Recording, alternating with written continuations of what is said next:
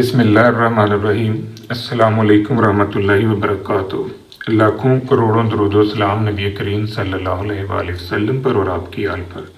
हम बेटा शेर मोहम्मद चौधरी साहब की किताब इंट्रोडक्शन टू स्टैटिस्टिकल थ्योरी में चैप्टर 6 प्रोबेबिलिटी की एक्सरसाइज सॉल्व कर रहे हैं।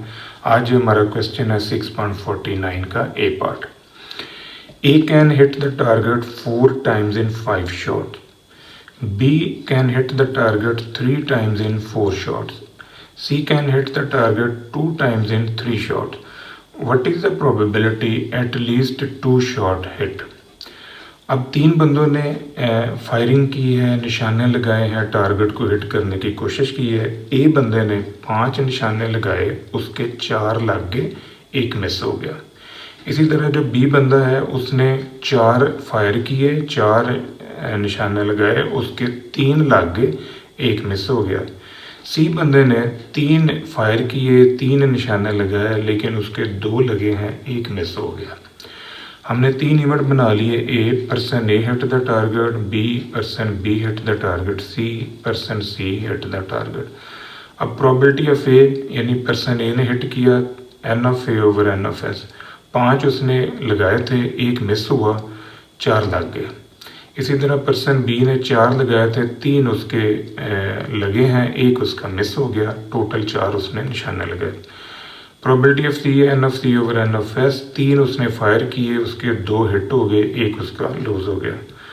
ये हिटिंग की प्रोबेबिलिटी है कि टारगेट हिट हुआ है। तो 1 में से आप इन्हें माइनस कर दें तो ये आपके पास आ जाएगी फायर मिस होने की या टारगेट मिस होने की कि निशाना नहीं लगा।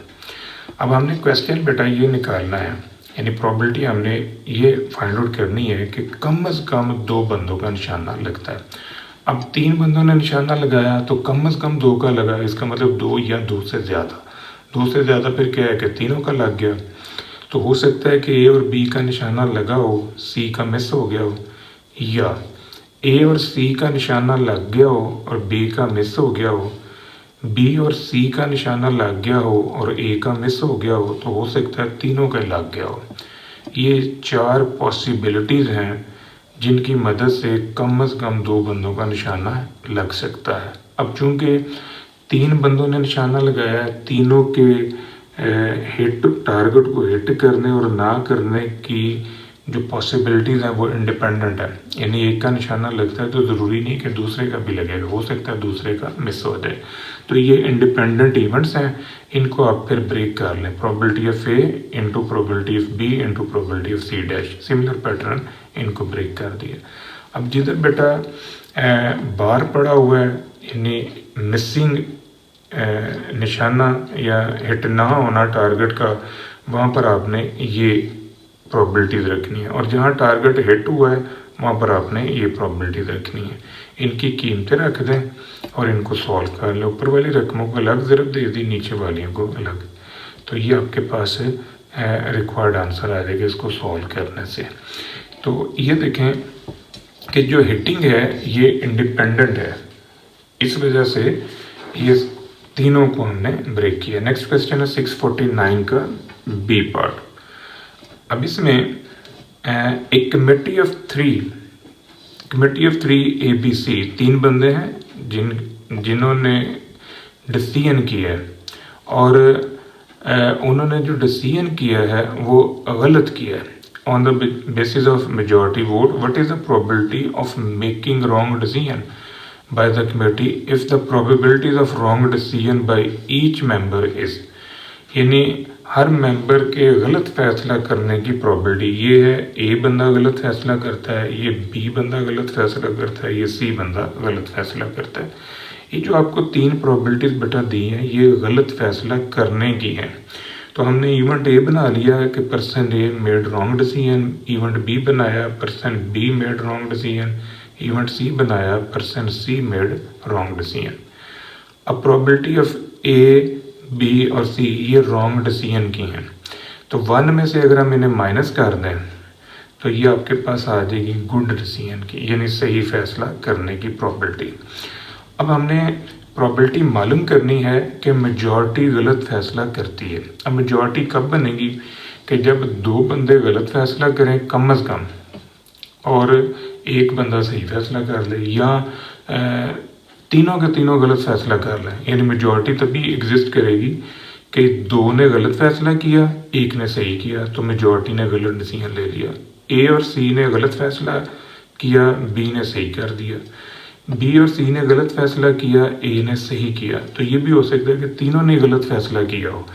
तो ये 4 पॉसिबल ऑप्शन हैं जब मेजॉरिटी जो है वो गलत फैसला करती है। यानी 2 या 2 से ज़्यादा अफराद अगर गलत फैसला कर रहे हैं तो फिर मेजॉरिटी बन रही है 3 में से। अब चूंकि डिसीजन करना है तो डिसीजन हर एक का अपना ज़ाती होता है, इंडिपेंडेंट है। ये ए का फैसला बी पे, बी का सी पे असरअंदाज नहीं हो रहा। तो ये इंडिपेंडेंट इवेंट्स हैं, इनको आप ब्रेक कर लें। Probability of A into probability of B into probability of C dash, इसी तरह इनको ब्रेक कर लें। अब जहाँ पर बेटा बार पड़ा हुआ है, यानी प्रोबेबिलिटी ऑफ राइट डिसीजन, ये जो कॉम्प्लीमेंट है ये राइट डिसीजन की प्रोबेबिलिटी है और जो रॉन्ग डिसीजन की प्रोबेबिलिटी है वो ये है। तो ये सारी कीमतें जो हैं ये आपने इस इक्वेशन के अंदर रख देनी है और फिर आप इनको सॉल्व करें, मल्टीप्लाई करें, सॉल्व करके आपका ये रिक्वायर्ड आंसर आ जाएगा। नेक्स्ट क्वेश्चन है 650 और इसमें स्टेटमेंट है the probability that 3 men hit the target are respectively। 3 बंदे हैं जिन्होंने निशाना लगाया, ये हिटिंग की प्रोबेबिलिटी है। Find the probability exactly 1 man hit the target, एक बंदे का निशाना लगता है। If only 1 man hit the target it was the first man. अगर सिर्फ एक का निशाना लगता है तो फिर वो पहला ही बंदा है जिसका निशाना लगा है। 2 प्रोबेबिलिटीज आपने मालूम करनी है। अब ये जो उसने आपको दी है, ये दी है हिट की प्रोबेबिलिटी, यानी तीनों बंदों के टारगेट को हिट करने की प्रोबेबिलिटी। हमने इवेंट ए बना लिया, person A hit the target, B बनाया person B hit the target, C बनाया person C hit the target. अब इनकी हिटिंग की प्रोबेबिलिटी है अकॉर्डिंग टू दिस वन। 1 में से अगर हम इसे निकाल दें तो ये फिर लूजिंग की आ जाएगी कि निशाना नहीं लगा। 1 में से इसे निकाला बी की लूजिंग, 1 में से इसे निकाला सी की लूजिंग, यानी सी ने निशाना नहीं लगाया, बी ने नहीं लगाया, ए ने नहीं लगाया। ये हिट की होगी, ये मिस की होगी। अब पहला सवाल है कि जी एग्जैक्टली 1 man हिट, एक बंदे का निशाना लगता है। अब हमें नहीं पता वो कौन सा बंदा है जिसका निशाना लगा है। हो सकता है ए का लगा हो, बी और सी का मिस हो गया हो, बी का लग गया हो, ए और सी का मिस हो गया हो, सी का लगा हो, ए और बी का मिस हो गया हो। अब चूंकि उन्होंने फायरिंग की है तो फायरिंग का जो रिजल्ट है वो इंडिपेंडेंट है। एक का निशाना लगता है तो ज़रूरी नहीं कि दूसरे का भी लगे, हो सकता है दूसरे का मिस हो जाए। तो ये इंडिपेंडेंट है, इस वजह से इनको आपने ब्रेक कर लेना। ये probability of A into probability of B dash into probability of C dash, similar pattern, इनको ब्रेक कर लें। अब जहाँ पर बार है, डैश लगा हुआ है, वहाँ पर आपने ये प्रोबेबिलिटीज रखनी है। यानी जहाँ निशाना हिट नहीं हुआ वहाँ ये कीमतें रखनी है, जहाँ निशाना हिट हो गया वहाँ पर ये कीमतें रख देनी। तो ये वैल्यूज़ आप यहाँ पर रख दें। इनकी कीमतें रखने से ये आपके पास आंसर आएगा कि एक बंदे का निशाना लगता है। अब ये देखें बेटा, जो दूसरा क्वेश्चन है ये है कंडीशनल प्रोबेबिलिटी का, कि अगर एक बंदे का निशाना लगता है, ये कंडीशन है, तो हमने ढूंढना है कि it was the first man, कि वो फिर पहला बंदा है। अब इसमें देखें कि हमने फर्स्ट मैन को ढूंढना है इस शर्त पे कि एक बंदे का निशाना लगा। ए है first man hit the target, अगर एक बंदे का निशाना लगता है और वो पहला है तो ए का निशाना लगा, बी और सी लूजिंग में है, तो इसको ब्रेक कर लें। अब ये देखो बेटा कि ये ए और ई का कॉमन पार्ट है, ये इवेंट ए है, यानी ए का निशाना लगा, तो यही जो है इस ई में भी तो पड़ा हुआ ना। इस ई की जो 3 ऑप्शंस हैं उनमें ये वाला पार्ट है। ये इसका मतलब ए और इवेंट ई के अंदर ये पार्ट कॉमन है, तो ये हमारे पास आ जाएगा इनका कॉमन पार्ट, यानी ये जो आंसर आया ये कॉमन पार्ट है। अकॉर्डिंग टू कंडीशनल प्रोबेबिलिटी हमने ढूंढना है कि ए बंदे का निशाना लगता है इस शर्त पे कि सिर्फ एक का निशाना लगा है, यानी कंडीशन लगी हुई है कि एक बंदे का निशाना लगता है तो वो पहला बंदा है। हमने पहला बंदा ढूंढना है, तो ए इंटरसेक्शन ई आपने ये निकाल लिया, प्रोबेबिलिटी ऑफ ई आपने ये पीछे सॉल्व किया हुआ है, ये वाला आंसर, इसको उठाएं और इधर से इस कॉमन पार्ट को उठा लें, तो ये कीमतें आप यहाँ पर रख लें, ये आपका रिक्वायर्ड आंसर आ जाएगा। नेक्स्ट 651। अब 651 है, 3 missiles are fired at the target if the probability of hitting target are, ये निशाना लगने की probability है। Respectively, if missiles are fired independently, find probability all hit, at least one hit, exactly one hit, exactly two hit। अब ये target के hit होने की प्रोबेबिलिटीज आपको दी हैं। लेट कर ले A missile A hit the target, B missile B hit the target, C missile C hit the target. ये आपको प्रोबेबिलिटी ए बी सी की दी है हिट होने की, ये जो गिवन है। अब 1 में से हम इन्हें माइनस कर दें तो ये फिर लूजिंग की आ जाएगी कि टारगेट हिट नहीं हुआ, मिस हो गया है, ये इनकी मिसिंग की आ गई। पहला क्वेश्चन है कि ऑल मिसाइल हिट, कि 3 मिसाइल लगाए, तीनों हिट हो गए, तो probability of A, probability of B, probability of C, इनको ब्रेक कर लेना। ये A intersection B intersection C को ब्रेक किया, ये आ गया। यहाँ पर आपने बेटा हिटिंग की वैल्यूज रख देनी है और इसे सॉल्व कर देना।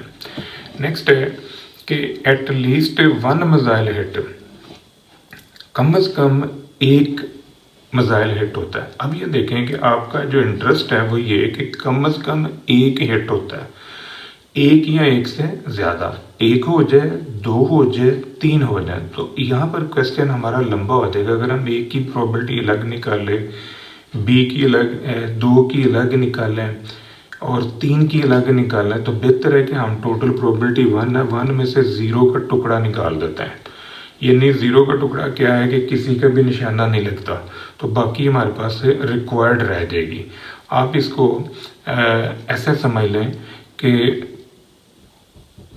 कम अज कम एक हिट होना चाहिए, ये आपसे डिमांड किया जा रहा है। तो 1 minus probability of less than 1 hit. अब लेस देन 1 हिट क्या है?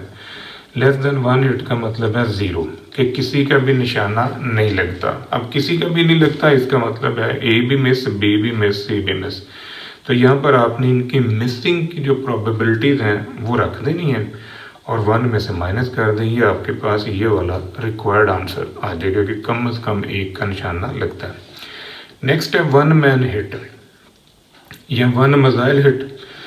अब ये देखें कि 3 मिसाइल लगाए हैं तो एक का निशाना लगा, इसका मतलब 2 मिस हो गए। तो हो सकता है कि ए मिसाइल लग गया हो, बी और सी मिस हो गए हों। ये भी मुमकिन है बी मिसाइल लगा हो, ए और सी मिस हो गए हों। ये भी मुमकिन है सी मिसाइल लग गया हो, ए और बी मिस हो गए हों। तो चूंकि मिसाइल की हिटिंग और मिसिंग ये इंडिपेंडेंट है, इस वजह से इनको आप ब्रेक कर सकते हैं। इनको ब्रेक कर लें और जहाँ पर बार है या मिसिंग की प्रोबेबिलिटी है वहाँ पर आपने मिसिंग की प्रोबेबिलिटी रख देनी है। ये वाली मिसिंग की प्रोबेबिलिटीज है, ये हिटिंग की प्रोबेबिलिटीज है। तो जहाँ पर मिसिंग है वहाँ मिसिंग की प्रोबेबिलिटी रख दें, जहाँ हिटिंग है वहाँ पर हिटिंग की प्रोबेबिलिटी रख के इसको आप सॉल्व कर दें, ये आपका रिक्वायर्ड आंसर होगा। नेक्स्ट क्वेश्चन है कि एग्जैक्टली 2 हिट, कि भाई 2 बंदों का या 2 मिसाइल टारगेट को हिट करता है, 2 बंदों का निशाना लगता है या 2 मिसाइल हिट करते हैं। ए और बी हिट हो गया, सी मिस हो गया, या ये भी हो सकता है कि ए और सी हिट हुआ हो और बी मिस हो गया हो। ये भी हो सकता है कि बी और सी हिट हुआ हो और ए जो है वो मिस हो गया हो। अब ये हिटिंग और मिसिंग इंडिपेंडेंट है, इनको आप ब्रेक कर लें अलग अलग। अब जहाँ पर हिट की प्रोबेबिलिटी है वहाँ हिट वाले की कीमत रख लें और जहाँ मिसिंग की प्रोबेबिलिटी है कि मिसाइल नहीं लगा, मिस हो गया, वहाँ पर आप मिसिंग की प्रोबेबिलिटी रख के इसको सॉल्व कर दें, ये आपका रिक्वायर्ड आंसर आ जाएगा। ये तो बेटा आज का हमारा लेक्चर। दुआ में याद रखिएगा, इंशाल्लाह अगली वीडियो के साथ फिर हाजिर होंगे। फी अमान अल्लाह।